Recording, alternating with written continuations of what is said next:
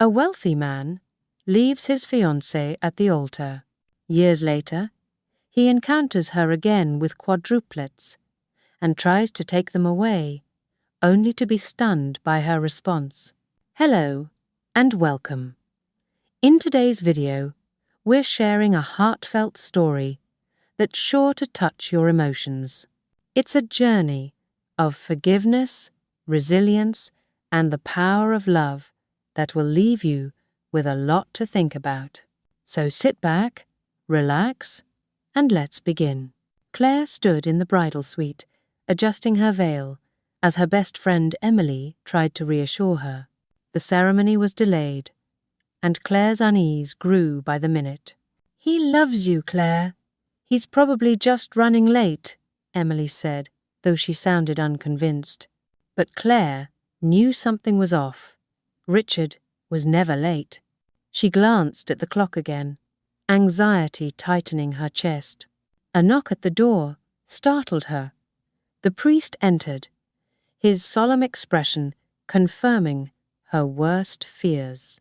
"I'm sorry, Miss Claire. Richard isn't coming." The words hit Claire like a punch. Her legs felt weak as tears blurred her vision, smearing her carefully applied makeup. "This must be a mistake," she whispered, her voice shaking. Desperate for answers, Claire fled the church, ignoring the curious glances of the guests as she raced outside. In the parking lot, she searched frantically for Richard, but he was nowhere in sight. She looked up at the sky, her tears flowing freely now. Questions swirled through her mind. Why would he abandon her? What had she done wrong? Her thoughts returned to a conversation they had 2 weeks earlier. She remembered Richard's distant expression when he suddenly asked, "Are you sure you want this?" His fragile smile, which she hadn't recognized as hesitation at the time, replayed in her mind. Sitting on the curb in her white dress, Claire felt crushed. Across the street, Richard sat in a car, his phone in hand. He was replaying his mother's words. "This isn't the right choice, Richard. Think about your future." Guilt weighed heavily on him, but he lacked the courage to face Claire or the judgment of those around them. Watching her from a distance, he knew he had made a mistake he could never take back. Claire, though heartbroken, wiped away her tears. She resolved to leave, determined not to be seen as a victim. Richard remained in his car, frozen, knowing that his decision had set events in motion that he couldn't undo. The day after her wedding fell apart, Claire left the city. She didn't say goodbye or confront anyone. She simply boarded a bus and headed somewhere far from the heartbreak. Each mile brought a mix of relief and pain, but Claire knew she couldn't stay. In her new town, she rented a tiny room, found a job at a cafe, and started over. It wasn't easy. The pain lingered, and the sense of failure was heavy. But then, something happened that changed her life completely. 2 months after the failed wedding, Claire noticed strange symptoms: nausea, fatigue, a persistent feeling that something was different. At first, she thought it was stress. But one evening, curiosity and doubt led her to take a pregnancy test. In the dim light of her small bathroom, she stared at the result. Positive. A rush of fear and joy filled her. She felt unprepared to raise a child alone, but the thought of this new life gave her a sense of purpose she hadn't felt in months. When she visited the doctor, the confirmation came. But the news didn't stop there. The doctor turned the ultrasound monitor toward her and smiled. "Congratulations, Claire. You're expecting 4. 4? She repeated, stunned. "Quadruplets," the doctor clarified. Claire felt the world tilt. This was more than she could have imagined. "Can I do this?" she asked, her voice barely audible. The doctor's kind smile didn't waver. Mothers always find a way. With her pregnancy confirmed, Claire knew she needed to make drastic changes. Her tiny room wasn't suitable anymore. She worked tirelessly at the cafe, saving every penny. Eventually, she was able to rent a modest little house on the edge of town. It wasn't much, but it was a fresh start, a place to prepare for the challenges and joys of raising her 4 children. It was small, but enough for her and her children. Meanwhile, those around her began to notice Claire's determination. Despite carrying quadruplets, she worked as much as possible, balancing her time between medical checkups, her job, and preparing the house. Each small accomplishment was another step forward in her new life. Yet, there were difficult moments, nights when she cried alone under the weight of everything. Doubts and fears crept in, and she often wondered, if Richard knew, would he even care? Each time the thought surfaced, she pushed it away, focusing solely on what needed to be done. The revelation of the quadruplets, while overwhelming, brought Claire renewed strength. She knew that after all she had endured, she could face anything. Her children were her priority, and no one, not even Richard, could change that. The months flew by. Between hospital visits and organizing the house, Claire barely had a chance to process everything. Then the day came. The delivery was challenging, but all 4 babies arrived healthy. As Claire cradled each one, she felt something she'd never known before: pure love. In that moment, all doubts melted away. From then on, she knew she would do whatever was necessary for them. 5 years passed, and Claire had adapted to life as a single mother of quadruplets. The once quiet home was now filled with laughter, chaos, and toys scattered everywhere. Each boy had his own personality. Lucas was the inquisitive one, always full of questions. Noah was shy, yet deeply affectionate. Liam, the joker, constantly made everyone laugh. And Oliver, the leader, often organized his brother's playful antics. Though the routine was exhausting, Claire found fulfillment in the smiles and giggles of her boys. She worked tirelessly to provide for them, holding down multiple jobs. No matter how tough it became, she never complained. Every smile from her children reminded her why she kept going. But life is unpredictable. One ordinary afternoon, as Claire took the boys to the park, she saw someone she never thought she'd see again. Richard, sitting on a bench talking to someone.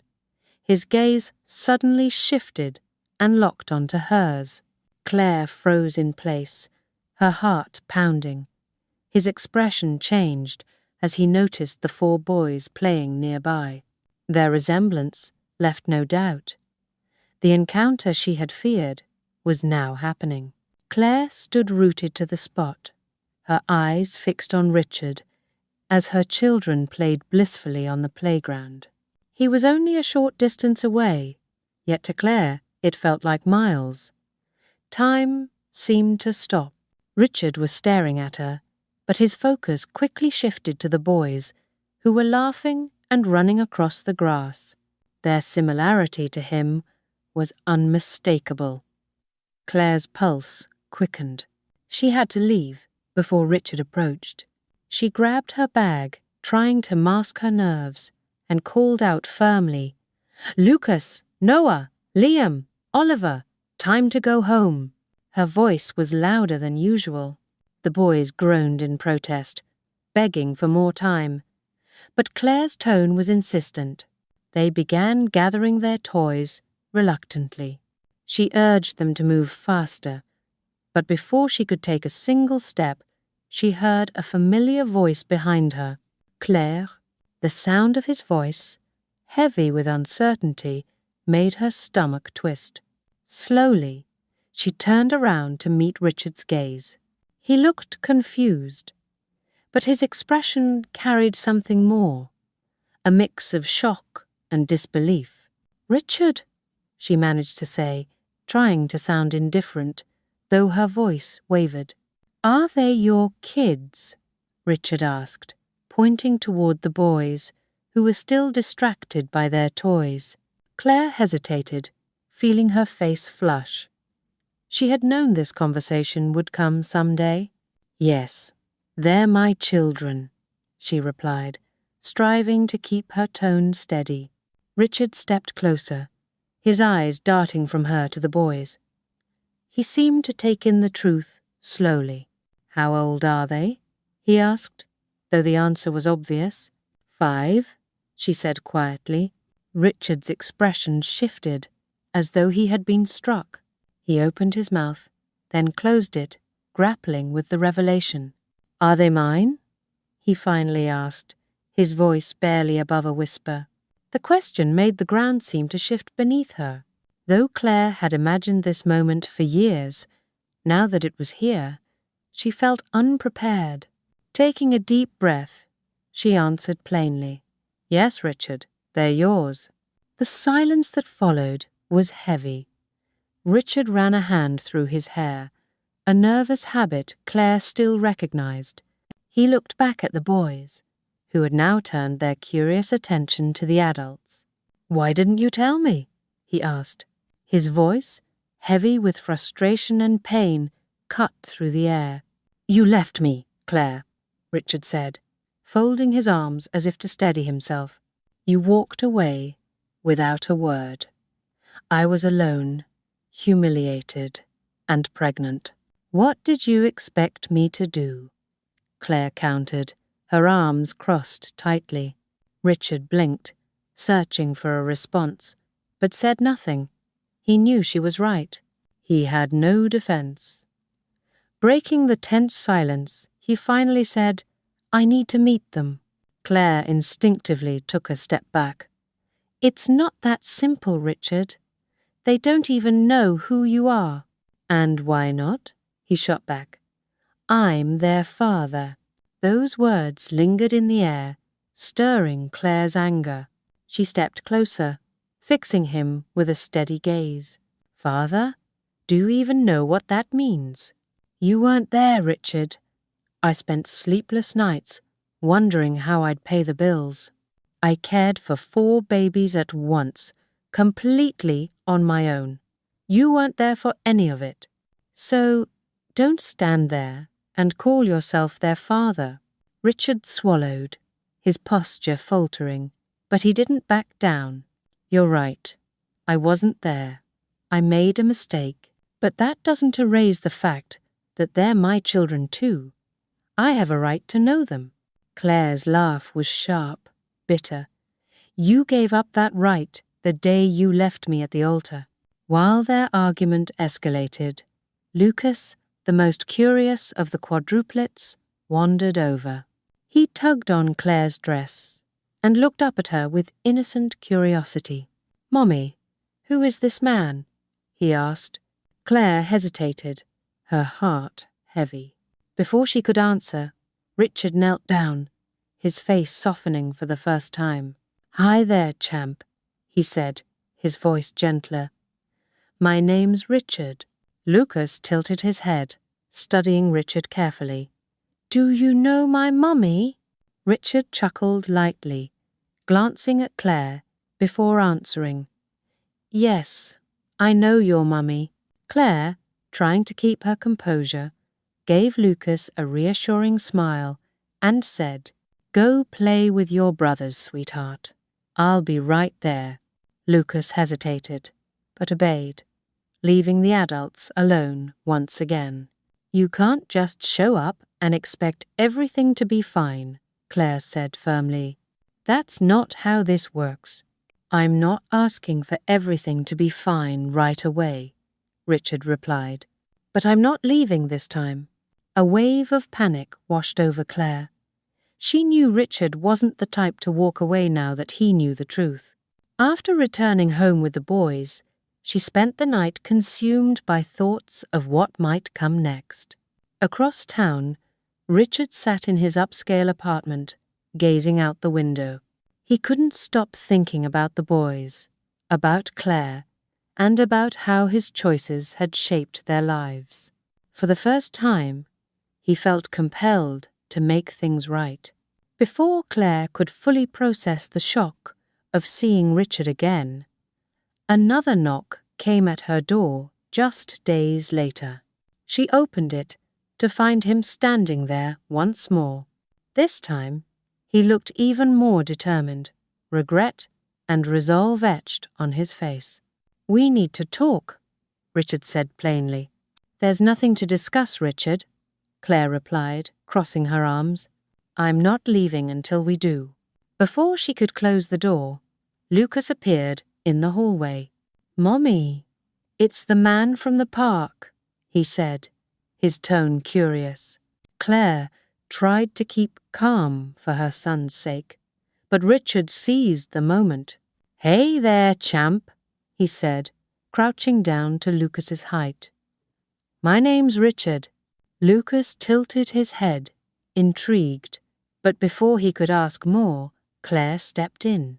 "Lucas, go back to your room, sweetheart. Mommy will be there soon," she said, her tone gentle but firm. Once Lucas disappeared down the hall, she turned back to Richard, irritation clear on her face. "You can't just show up here and talk to them." "They're my children," Richard said firmly. "I have a right to know them." Claire's bitter laugh rang out. "A right? You lost that the day you left me at the altar? I raised them alone. You don't know what it's like to lose sleep, to sacrifice everything for them. And now you think you can just appear and act like none of that ever happened?" Richard took a deep breath, steadying himself. "I know what I did was wrong. I'm not trying to excuse it, but they're my children too, and I'm not walking away again." Claire's heart ached. She wanted to shield her boys from everything, but she also knew Richard wouldn't give up easily. "What do you want, Richard?" Claire asked, her voice weary.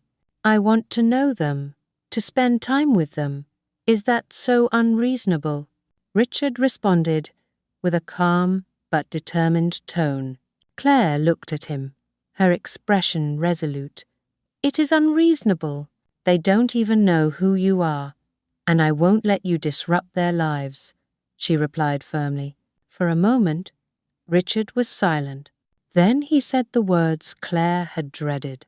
"If you don't give me this chance, I'll take it to court." His statement hit Claire hard.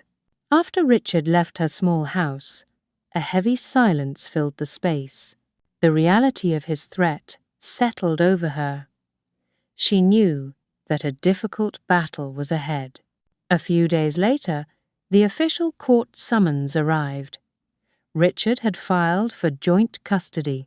The news left Claire feeling like the ground had vanished beneath her feet. Her first reaction was outrage. How could someone who had been absent for 5 years now claim parental rights? Desperate for guidance, Claire turned to Amelia, her trusted friend and a skilled attorney. Sitting together in Claire's tiny kitchen, they discussed the situation. "Claire, we have to be realistic. He has money, resources, and a strong legal team. But you have something he doesn't, a record of devotion." "You've been there every single day," Amelia said, reviewing the documents. "And what if that's not enough?" Claire asked, her hands trembling as she gripped her coffee cup. "It will be. We'll fight with everything we've got," Amelia reassured her. "The first step is building your case. We'll gather evidence and testimonies to prove that you're the best parent to care for them." Claire nodded, but the weight of the looming battle pressed heavily on her. Protecting her children was all that mattered now. When the initial court hearing arrived, Claire walked into the courtroom with Amelia by her side. Across the aisle, Richard stood next to his lawyer. To Claire's surprise, Stella, his fiancée, was also there. Seeing Stella's composed, almost casual demeanor sent a wave of anger through Claire. The proceedings began, and Richard's lawyer made the first argument. He emphasized Richard's ability to provide a stable, well-funded life for the boys, better education, financial security, and a safer environment. As she listened, Claire's chest tightened. The words sounded polished and convincing, but she knew the reality was different. When it was Amelia's turn to speak, her voice was steady and confident. "Your Honor, my client has devoted her life to her children. She raised them on her own, enduring challenges most wouldn't face. Mr. Richard may have financial resources, but Miss Claire offers something more valuable, an emotional connection built on years of love, sacrifice, and unwavering dedication." The judge listened intently, ultimately deciding that more information was needed. He ordered a social worker to evaluate the living conditions at both Claire's and Richard's homes before making a decision. After the hearing, Richard approached Claire in the hallway. He looked tired, but his resolve was clear. "I'm not trying to take them from you, Claire. I just want to be in their lives," he said, his tone calm. Claire's anger surfaced again. "You say that now, but it was your decision to bring this to court." "That's not how someone resolves things peacefully," she replied, her frustration evident. Stella appeared beside Richard, placing a hand on his shoulder. "We just want to ensure the boys get what they deserve," Stella said, her smile icy. Claire felt her temper flare. "What they deserve is stability and love, the very things I've always given them." "I don't need advice from you, Stella."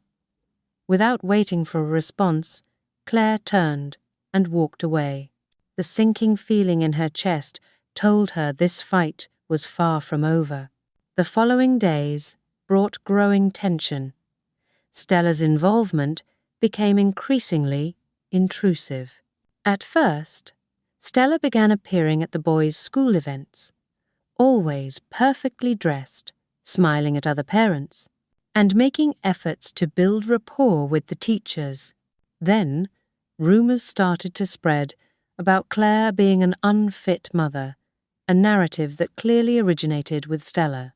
Let's have a little fun for those reading closely. Type pizza in the comments. Only those who get this far will understand. Now, back to the story. Things worsened when these rumors reached the media. Articles surfaced portraying Richard as a devoted father trying to make up for lost time, and Claire as an uncooperative mother unwilling to share parenting duties. Despite the public's growing judgment, Claire remained steadfast. Amelia, however, noticed that Stella's actions extended beyond simple gossip. During a conversation with Claire, Amelia shared her concerns. "Stella isn't just trying to help Richard. She has her own agenda. Richard might not see it, but she's working to ensure you lose the boys," Amelia said. "Do you think it's more than that?" Claire asked, clearly taken aback. "I'm certain," Amelia replied. "If she pushes you out of the picture, she'll have total control over Richard. This isn't about love, it's about power." Claire knew Amelia was right. Stella was a threat, and underestimating her would be a costly mistake. When the social worker visited Claire's home, the tension was palpable. Claire made sure her house was spotless and that it reflected a nurturing environment. The boys spoke openly about their daily routines, the games they enjoyed, and the love they received from their mother. The social worker seemed impressed with Claire's efforts, but Claire knew he would also visit Richard. At Richard's home, everything was staged to appear flawless. Stella had carefully arranged the boys' room, filling it with expensive toys they had never seen before. During the interview, Richard tried to maintain a casual demeanor, but Stella's rehearsed answers and controlling presence didn't go unnoticed by the social worker. Her behavior raised red flags. When the report arrived, it didn't contain a final decision, but Claire saw a small victory in the fact that Stella's true nature was beginning to emerge. Despite this, the pressure remained relentless. Richard continued to insist he wanted to be involved in the boys' lives, while Stella did all she could to undermine Claire. The fight was far from over, and Claire knew she had to draw on every ounce of strength to protect her children. The day of the trial finally arrived. Claire hadn't slept the night before, her mind racing with worries about the boys' future and the challenges ahead. With Amelia at her side, she entered the packed courtroom and took a deep breath. The weight of so many eyes on her was intimidating, but Claire stood firm. She knew she couldn't afford to show weakness now. On the other side of the courtroom, Richard sat beside Stella and his attorney. While Richard appeared outwardly calm, Claire could sense his nerves. Stella, on the other hand, exuded confidence, her every movement and expression suggesting that she believed she had already won. The judge opened the proceedings by reviewing the social worker's report. Claire listened closely as Amelia made her case, emphasizing the years of love and dedication Claire had given as a single mother. It was a powerful story of sacrifice, resilience, and unwavering devotion.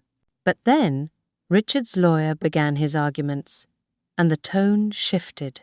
He highlighted Richard's financial resources, portraying him as a provider of stability, opportunity, and comfort, advantages he claimed Claire could never match. Claire felt a lump rise in her throat. She knew their case was compelling, but she also knew that no amount of wealth could replicate the deep emotional bond she had with her children. When it came time for Richard to testify, Amelia stood, adjusted her blazer, and addressed him directly. "Mr. Richard, could you explain why you left Claire 5 years ago?" Amelia's tone was firm. Richard hesitated, and a heavy silence settled over the courtroom. Then, at last, he spoke.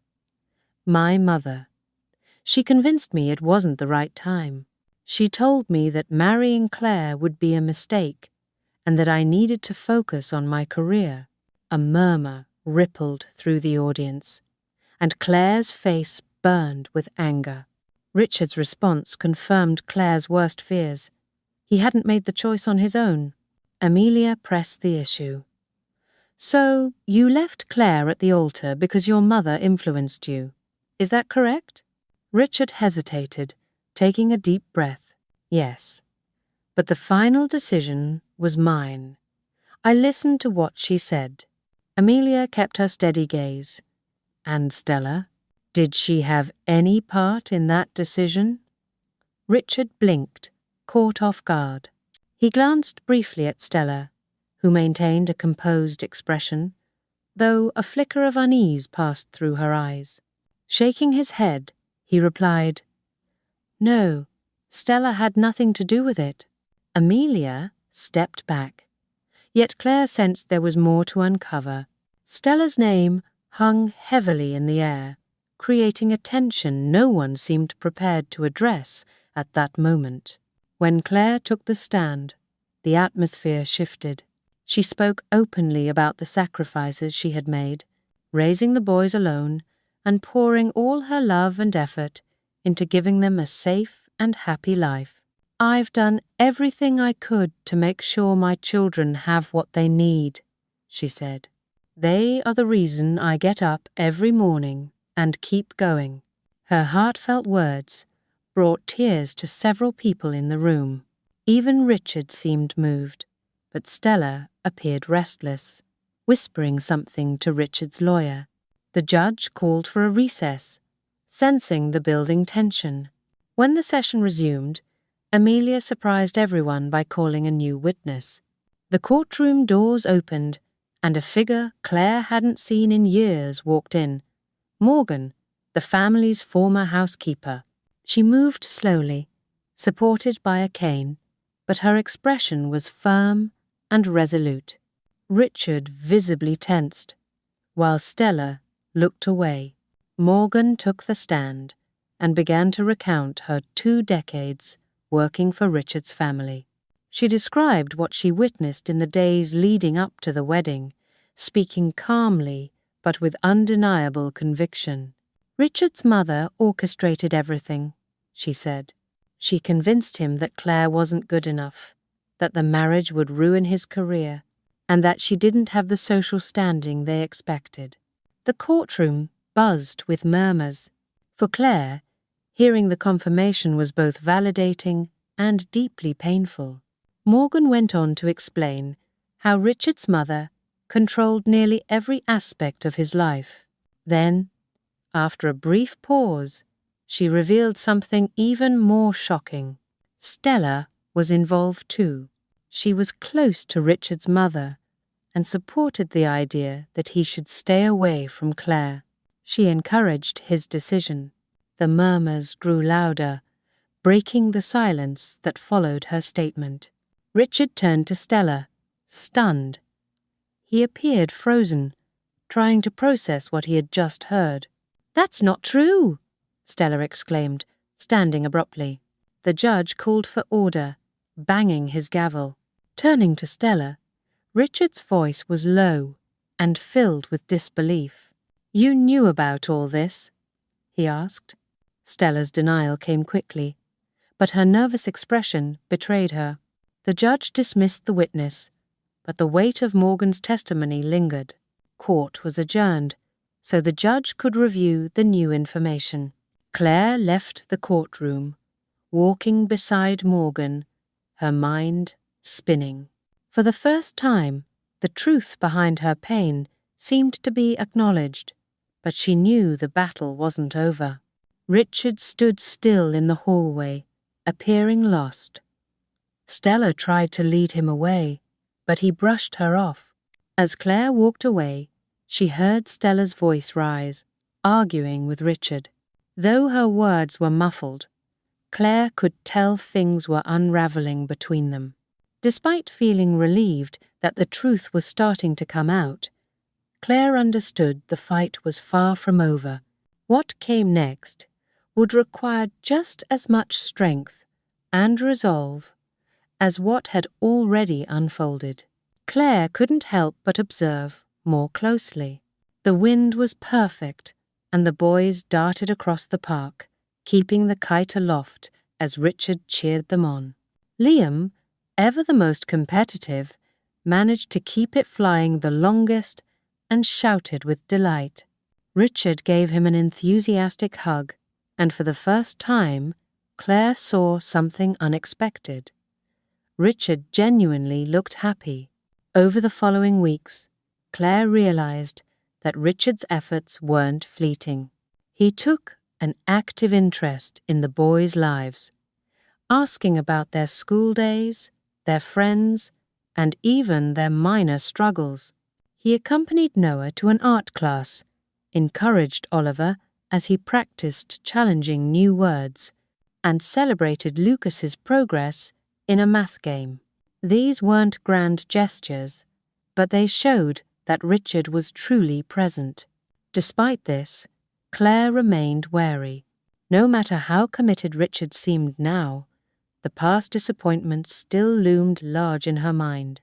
Yet, she couldn't ignore the changes she saw in him. One evening, as Claire tidied the kitchen after dinner, Richard quietly joined her, helping without saying a word. When he finally spoke, his voice was low and almost hesitant. "Thank you for letting me be part of their lives again. I know it's more than I deserve." Claire paused, holding a plate in her hand. Her first impulse was to respond sarcastically, to remind him of everything he had to make up for. But as she looked at him, she saw sincerity. This wasn't the self-assured, arrogant Richard she had known before. He was now someone making an honest effort, even if it was late in coming.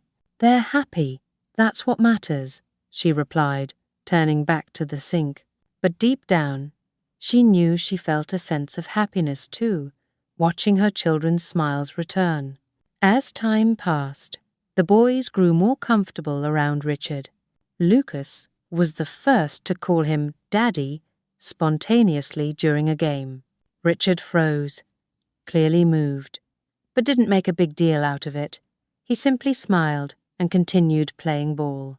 Soon, the other boys followed Lucas's lead, and Claire found herself admitting that something real was happening. Even so, she didn't lose her independence. She continued to care for her children, as she always had, and Richard, to her surprise, seemed to respect that. He didn't overstep the boundaries she set, instead focusing on offering support. One peaceful evening, Richard brought Claire a photo album. He explained that it contained pictures from his childhood, memories he wanted to share with the boys. As Claire flipped through the pages, Richard narrated each photo, and the boys listened with wide-eyed interest. It was a simple gesture, but it showed Claire that Richard wasn't just trying to connect with the boys. He was also making an effort to connect with her. Meanwhile, Stella refused to accept this new dynamic. The courtroom revelations had cost her much of her influence over Richard, leaving her both bitter and humiliated. Seeing Richard build a relationship with Claire and the boys only fueled her anger. Behind the scenes, she began scheming, determined to tear apart what they were building. Stella was convinced that Claire was to blame for everything, and she saw the boys as obstacles that had to be removed if she was going to win Richard back. One day, Claire received a call from an unknown number. The voice on the other end was cold and familiar. "You think this peace will last? Just wait and see what's coming," it said. Claire knew immediately who it was. Her heart raced, but she refused to let fear show. She hung up without saying a word and returned to the living room where Richard and the boys were playing. She knew Stella wouldn't back down, but this time Claire was ready to fight back. As Stella plotted in the background, Claire and Richard continued to redefine their roles as co-parents. Richard adhered to the conditions Claire set, never once complaining. He seemed genuinely committed to proving that he could remain a steady presence in the boys' lives. Initially, Claire kept her emotional defenses up. She watched him carefully, always alert for signs that he might revert to his old ways. But as the weeks turned into months, Richard's actions began to speak louder than his past mistakes. He didn't just spend time with the boys, he paid attention to what mattered to each of them. He helped Lucas build a robot for school, taught Liam how to perfect his soccer kicks, encouraged Oliver to climb higher at the playground, and praised Noah's drawings, carefully storing each one in a folder he carried. It wasn't easy for Claire to lower her guard, but Richard's growing bond with the boys and his ongoing support for her efforts were hard to ignore. Slowly, she began to accept that Richard was no longer the man who had walked away, but someone trying to make amends. One afternoon, as the children played in the backyard, Richard offered to help Claire prepare dinner. She hesitated, then reluctantly handed him a knife and some vegetables. It was clear he wasn't experienced in the kitchen, but he didn't give up. "I never thought I'd see you cooking," Claire remarked, her voice tinged with irony. Richard chuckled, still awkwardly slicing a carrot. Yeah, well, I've never had to do this before, but I figure it's time I learn, don't you think? Claire watched him for a moment before turning back to the stove. Something about his demeanor was different, something she couldn't quite dismiss. As much as she wanted to keep her guard up, she had to admit that his patience with the boys and his efforts, however small, were beginning to change how she saw him. Later that evening, Richard surprised everyone by pulling out a guitar he'd brought with him. Sitting on the couch with the boys gathered around, he began to play. The notes were simple, and his voice stumbled over the lyrics, but the boys loved it, giggling at his mistakes. Claire, standing unnoticed in the kitchen doorway, found herself smiling despite her best efforts. It had been so long since she'd seen her children so relaxed and happy. In the weeks that followed, the boys grew increasingly attached to Richard. Liam, typically the most reserved, started asking when his father would return as soon as he left. Noah proudly displayed his drawings to Richard, while Lucas insisted on playing video games with him almost every day. Oliver, the shyest, stayed close to Richard, imitating his gestures as though he wanted to be just like him. It was a change Claire couldn't ignore. Part of her was thrilled to see the boys forming these memories, but another part worried that it could all come crashing down. Richard seemed to be changing, but how permanent could that change be? Could she ever truly forgive him and let him get closer? One morning at the park, as the boys tossed a frisbee back and forth, Richard joined Claire on the bench. He sat beside her and sighed, his expression serious. "Thank you for letting me be here, Claire," he said quietly. "I know it wasn't easy for you to give me another chance." Claire kept her gaze on the boys and answered honestly, "It's not about trusting you, Richard. It's about them. They need stability, and I can't risk you disappearing again." He nodded slowly. "I understand, but I'm here, and I'm not going anywhere." As much as she wanted to remain skeptical, Claire had to admit that, so far, he had followed through on every promise he'd made since coming back. Maybe, just maybe, he really meant it this time. That evening, as the boys settled into bed, Richard sat on the floor of their room with an old photo album he had brought. The boys eagerly flipped through the pages, curious to learn about their father's childhood.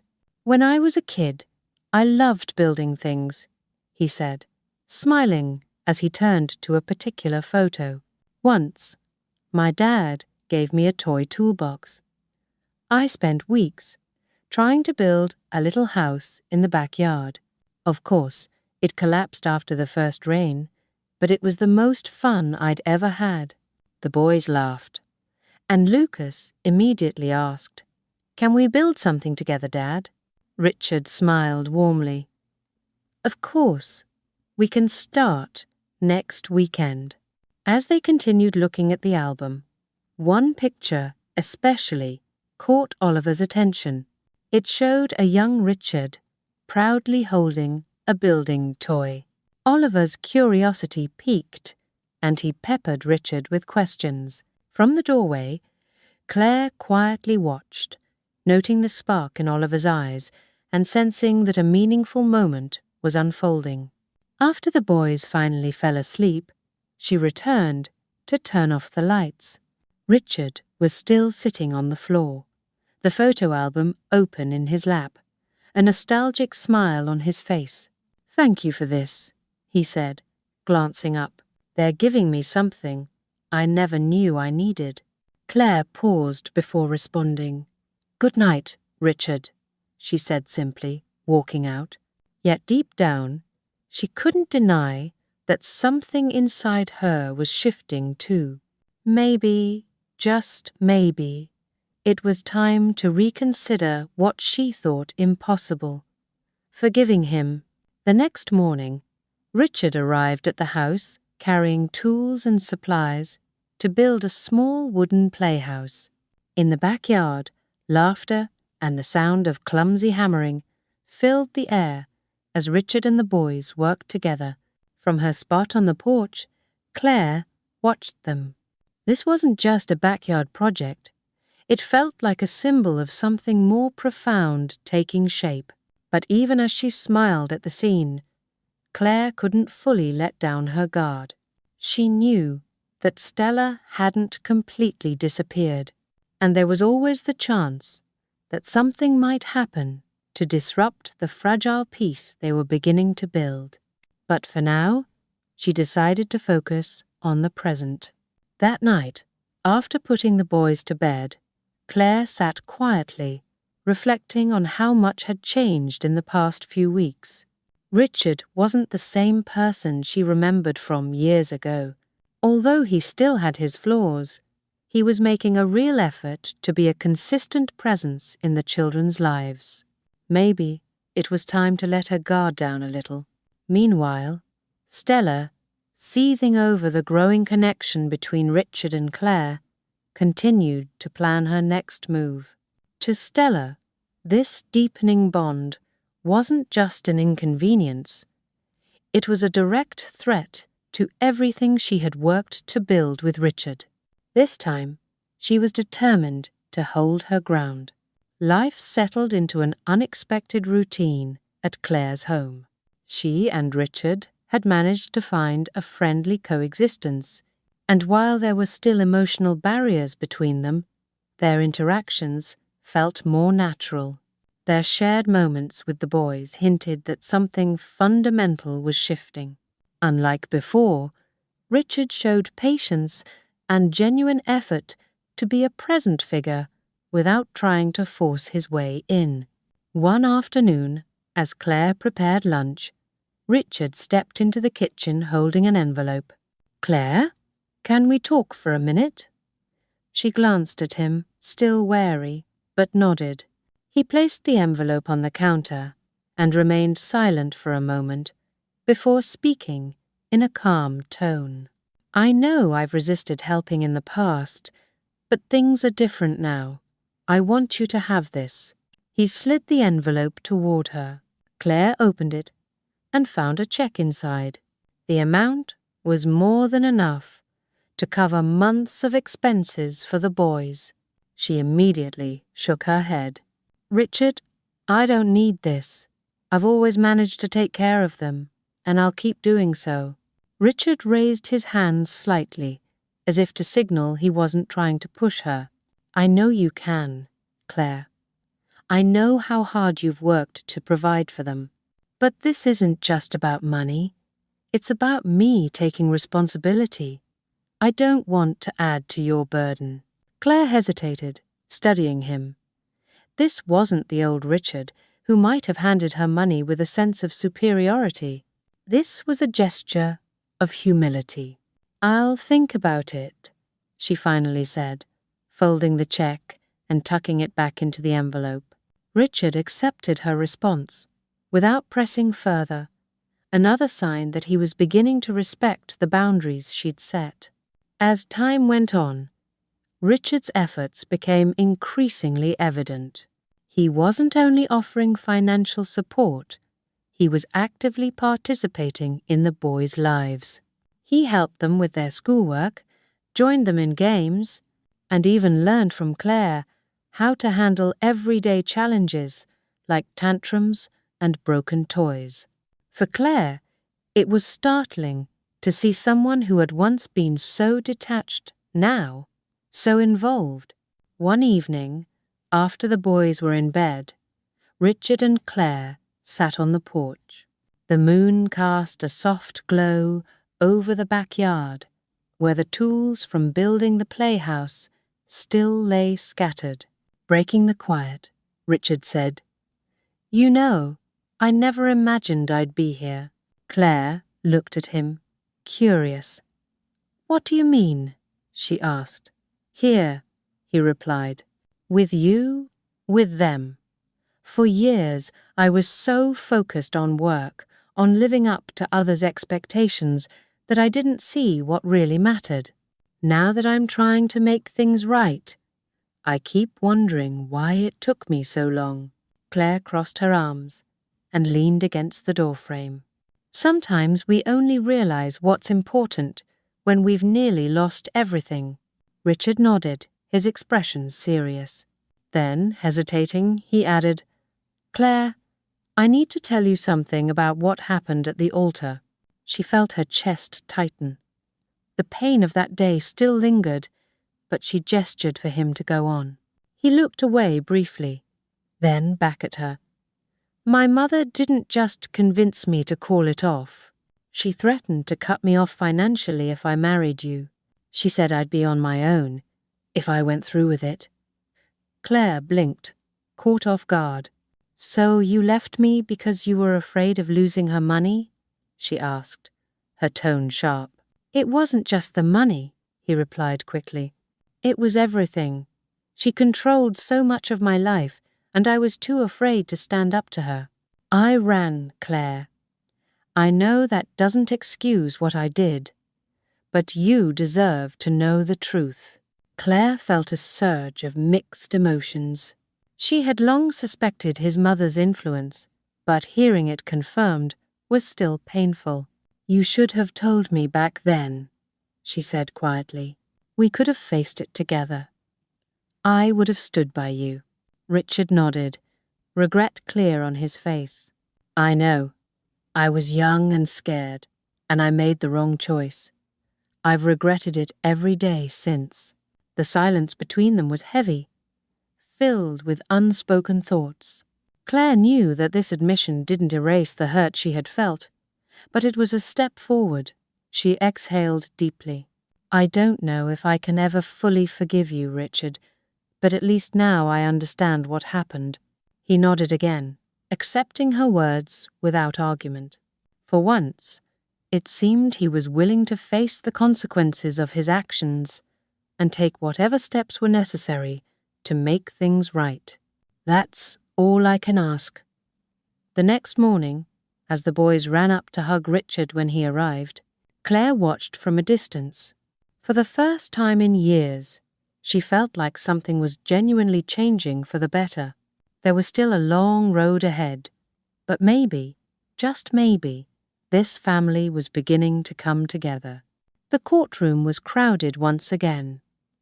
Claire arrived early, gripping Amelia's hand tightly.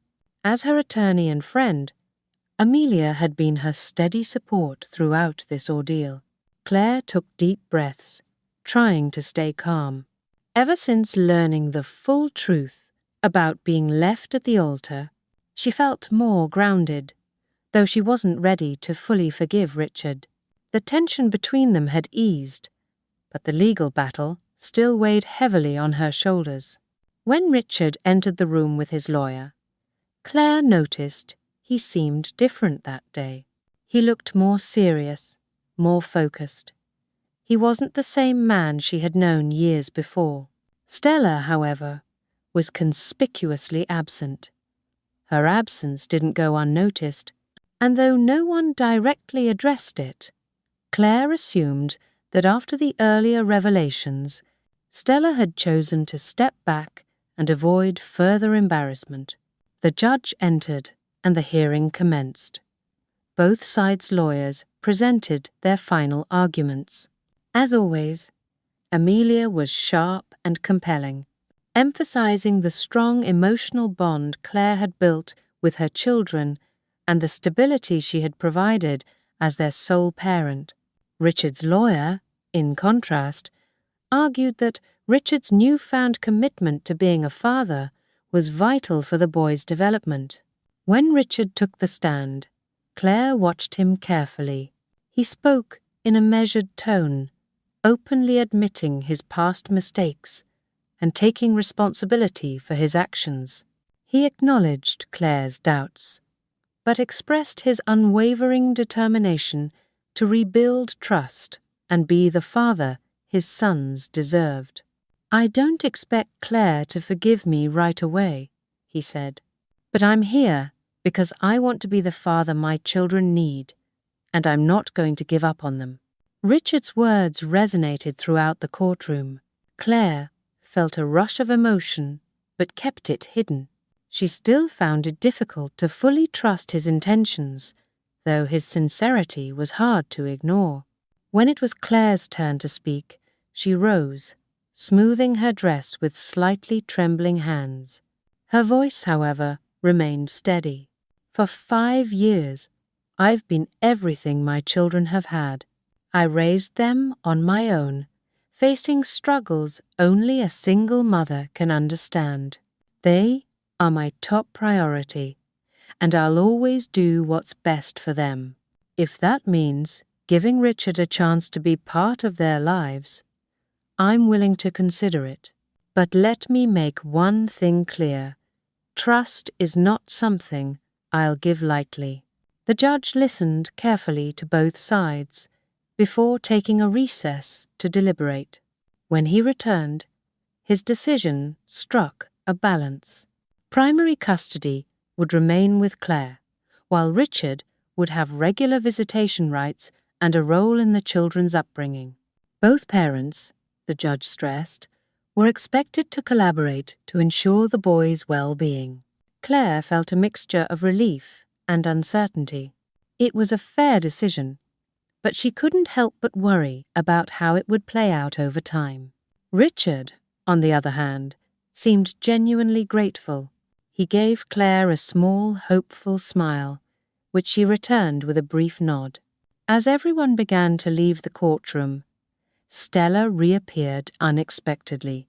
Standing with a stern expression, she locked eyes with Richard. "Do you really think you can be this perfect father now?" she asked, her voice laced with sarcasm. Richard met her gaze calmly. "I'm going to try," he replied, "and that's what matters." Stella let out a bitter laugh. "Good luck with that. You're on your own now." She turned and walked away, signaling that she was done with this chapter. For Claire, it was a relief. Without Stella's interference, there was a chance for progress, without manipulation or drama. Later that day, Richard arrived at Claire's house. The boys greeted him eagerly, already growing accustomed to having him around. Claire, meanwhile, stood quietly in the kitchen, watching from a distance. After the children ran off to their room, Richard approached her. He seemed hesitant, but determined. "Claire, can I talk to you?" he asked. She nodded and led him to the living room. They sat down, and Richard hesitated for a moment before speaking. "I want to thank you for letting me be part of the boys' lives. I know it hasn't been easy for you, but there's something else I need to say." Claire frowned slightly, a mix of curiosity and caution. "What is it?" she asked. Taking a deep breath, Richard continued, "I still love you. I always have. I know it's too late to say this, but I needed you to know." Let's return to the story. Claire was caught off guard by Richard's words. She stood still, struggling to process what he'd just said. For years, she had carried the pain of his abandonment, but there were also faint remnants of the love she'd once felt for him. Hearing his confession now left her conflicted. "Richard, I don't know what to say," she admitted. "A lot has happened. This isn't something that can be fixed just with words." "I know," he replied with a faint, sad smile. "I'm not asking for anything. I just needed you to know. If, someday, you're ready to think beyond what happened, I'll be here." Claire remained silent, and Richard didn't press her. He stood, said goodnight, and left. As he walked away, Claire felt a mixture of relief and confusion. On one hand, she finally heard the truth from him. On the other hand, there was still so much to process. She turned her attention back to the boys, playing cheerfully in their room, and decided that, for now, they would remain her priority. Richard was trying to make amends, and maybe, someday, she could think about his words. But for now, her focus would stay on protecting and raising her children. Months passed after the final hearing, and Claire and Richard settled into a new rhythm. He was becoming a steady presence, not only in the boys' lives, but in Claire's as well. What had initially been a relationship centered solely on the children began to shift. Over time, casual lunches turned into long conversations. Shared moments with the boys started to feel more natural, something neither of them had anticipated. One day at the park, as the boys played on the slide, Richard nervously approached Claire. She noticed his unease, which was unusual for him. "Claire, I've been thinking," he started, hesitating, "about us, about everything." She watched him, waiting for him to continue. "What about it, Richard?" she asked. He hesitated again, then spoke from the heart. "Maybe we should try again, not for the boys, but because I want to. I want to show you that I can be the man you deserve." Claire stayed silent for a moment, her eyes on the boys in the distance. The months they had spent together had revealed a new side of Richard. He was more patient, more humble, and despite everything, a small part of her thought it might be worth taking another chance. "It won't be easy," she said at last. "There's a lot we need to work through." "I know," Richard replied, a small smile on his face.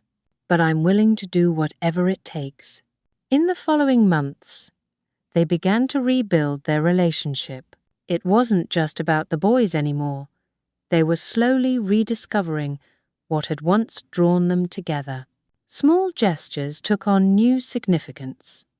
A meal he prepared after a long day, a message of encouragement she sent during a tough week. Even moments of shared laughter while their children played brought them closer. One sunny afternoon, Richard took Claire and the boys on a picnic in a field of flowers just outside the city. The sky was a brilliant blue, with a gentle breeze carrying the scent of the blossoms. While the boys raced through the flowers, Richard asked Claire to take a walk with him. He was holding something in his hand, but kept it hidden. As they reached a secluded spot with a stunning view, Richard stopped and turned to face her. "Claire, you're the person who showed me what real love is, not just for me, but for our children," he said earnestly. "You're the reason I want to be a better man, a better father. I want this second chance to last forever. Will you marry me?" He opened a small box, revealing a simple yet beautiful ring. It wasn't just a piece of jewelry, it was a symbol of his sincerity. Claire felt tears well up in her eyes. For years, she had wondered what she would do if this moment ever came. Now that it was here, she didn't have to think twice. "Yes, Richard, I will," she said, her voice filled with emotion. The boys, watching from a distance, saw what was happening and ran toward them. "Mummy, are you getting married? Are we going to be a real family?" Lucas asked, his face lit with excitement. Claire laughed and knelt to hug them all. "Yes, my loves," she said, her voice warm. "We're going to be a family." In the months that followed, wedding preparations were filled with laughter and a bit of chaos, especially with the boys eager to help with everything. When the big day arrived, it was a simple but beautiful ceremony in a garden, surrounded by close friends and family. The boys each played a role. Lucas carried the rings, Noah decorated with flowers, Liam gave a heartfelt speech, and Oliver proudly walked his mother down the aisle. As Claire and Richard exchanged vows, It felt like a heavy weight had finally been lifted. The past no longer defined them. They were standing together, ready to build a future founded on trust, love, and the shared experience of raising their children. After the ceremony, the family celebrated in the garden. The children played under the string lights, and Claire and Richard shared a quiet dance. "I promise you, Claire," Richard whispered, holding her close, "I'll make you and the boys happy every single day of my life." She smiled, her heart light and full of hope. "We're together now, Richard, and that's all that matters." One evening, before going to bed, the boys brought a heartfelt surprise to their parents, a homemade album filled with their own drawings. Each page showed their happiest family moments together, and on the last page, in large, uneven letters, they had written the words, "Our family is forever." Claire closed the album and hugged it tightly against her chest. For the first time in years, she truly felt that the long, difficult journey, one that had begun in so much heartache, had led her to something wonderful, a family strengthened by love, patience, and the courage to begin again. Thank you for watching. If you enjoyed this story, please give it a thumbs up and share it with your friends. Do you think Claire was right to forgive Richard? Share your opinion in the comments. How would you rate this story out of 10? Don't forget to subscribe to our channel and turn on notifications so you never miss a new story. See you in the next video.